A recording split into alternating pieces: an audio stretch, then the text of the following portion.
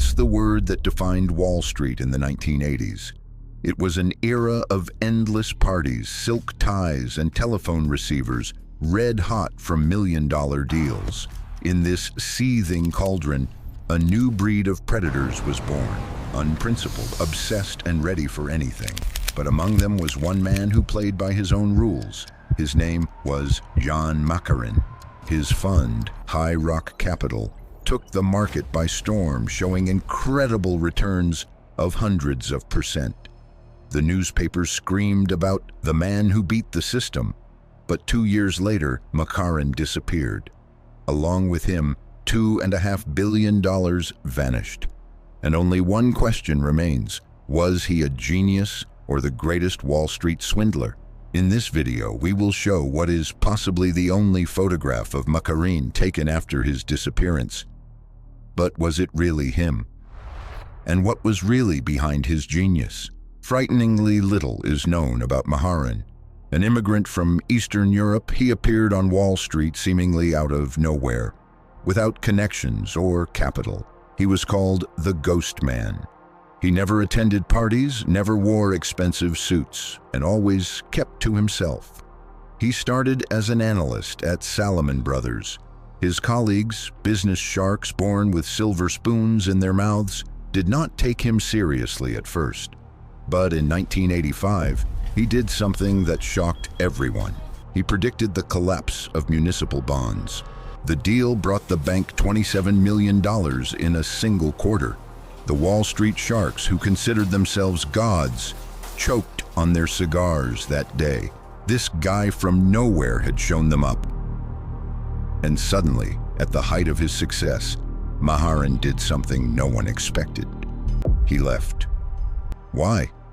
One of his quotes has been preserved in the archives. "Big banks are too slow. I want to act alone." That's how HighRock Capital came to be. A small office, 6 employees, and an old computer. While the S&P 500 index was struggling to climb, HighRock was showing hundreds of % in profits. In 1989, the return reached an incredible 412%. Newspapers compared Macharin to Warren Buffett. But there was one detail. No one understood how he did it. They say he had a secret algorithm, a simple sheet of paper locked in a safe. No one but him had ever seen it. This intrigue was driving everyone crazy. Wall Street is not used to mysteries, especially when those mysteries bring in billions. A real hunt began for Maharin, as if he were a predator. Competitors, journalists, even some investors. Everyone wanted to unravel his secret, but Yang was elusive. He didn't give interviews or appear at social events. It seemed that he communicated with the world only through numbers. One of those obsessed with his success was Robert Fraser, a journalist from the Wall Street Journal. He spent months trying to uncover the secrets of HighRock Capital. Fraser tried to bribe Macharin's employees, but they responded as if hypnotized. "Mr. Macharin is a genius. His algorithm is our Bible." He studied all of the fund's transactions, trying to find some kind of pattern, and every time he hit a wall, the financial flows were structured to hide any traces. And it was here, in the murky waters of Wall Street, that Fraser found what Maharin had so carefully concealed. But was it the key to his success, or something far more sinister? What was on that sheet of paper? Perhaps a formula that could turn the financial world upside down, or a list of shell companies? Investors didn't care. They were getting money. The fund's clients included senators, large corporations, and even the investment department of Merrill Lynch. He was called a wizard and a magician. No one imagined that behind these returns lay not genius, but something else entirely. But even then, the first red flags appeared for the most attentive observers. The fund's reports revealed the signature of an auditor who could not have signed them because he had died 2 years before the date of the document. This detail might have gone unnoticed if it weren't for one of HighRock Capital's clients, influential Senator John Hayes. He was thrilled with the returns and invested millions in the fund. But his financial advisor, an old and wise financier, was concerned. He couldn't understand how the fund was showing such returns without any apparent risks.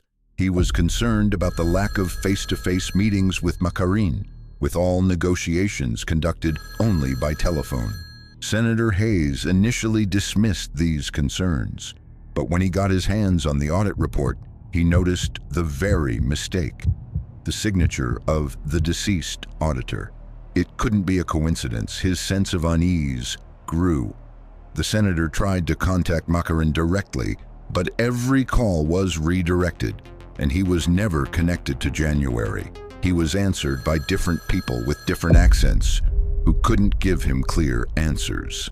That's when Hayes hired a private investigator. The investigator began digging deeper and discovered something shocking. Every transaction, every transfer went through a tangled web of shell companies in the Cayman Islands and the Bahamas. These transactions were structured to cover their tracks, not to make a profit. But what was behind this web? And what role did the highest echelons of power play in all this? The Securities Commission plunged into a veritable financial maze, but Macharin was elusive. On June 18, 1991, Macharin bought a ticket to Zurich. This was the last trace of him. His luggage was never received. 2 months later, HighRock Capital went bankrupt. Investors lost about $2.4 billion. Investigators from the Securities and Exchange Commission, SEC, were confident that they would quickly find Macharin and untangle the whole mess.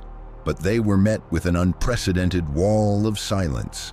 HighRock Capital employees who had been willing to talk yesterday suddenly refused to cooperate. All the documentation they managed to seize turned out to be carefully fabricated. Every figure was fake. Every report was a forgery. It seemed that Macharin had been planning this escape for years. The case was closed. There was not enough evidence, or was there not enough desire? The SEC investigator who led the case wrote in his 2010 memoir, "We always felt that he was just the tip of the iceberg, but we were ordered to stop." But that's not the end of the story. A year after his disappearance, Credit Suisse recorded a transfer of $380 million. The account holder is unknown. Coincidence? And now for the most interesting part. And we return to the two main theories. Theory 1. Macharin is a tool of the Secret Services. This version has more evidence than it seems. Back in the 1980s, there were rumors that the US and European Secret Services used private funds to launder money and finance covert operations. HighRock Capital, with its incredible but inexplicable returns, was the perfect tool. What if that mysterious piece of paper in the safe was not an algorithm but a list of agents and their contacts? What if the dead auditor was not an accident but part of a bigger game? This theory explains both his invulnerability and why the case was closed so quickly. Theory 2. Macharin is a lone genius. There is another, more romantic version that all investors love. What if Macharin really was a genius who beat the system? He understood that Wall Street was a game, and he was the best at it. He made billions not because he was a tool in someone else's hands, but because he could. What if he is now living somewhere on an island but cannot stop? What if his only passion was not wealth, but the game itself? It is quite possible that he is still watching the market today, placing bets through intermediaries because he cannot live without risk. The story of Jan Macharin is an unsolved mystery. Was he the new Buffett or just a common fraudster? Was his fund a financial breakthrough or the biggest scam ever? One thing is clear: he cheated Wall Street out of billions of dollars and disappeared. What do you think? Genius or fraud? Write your thoughts in the comments. And of course, subscribe. There are more stories ahead that you won't see on TV.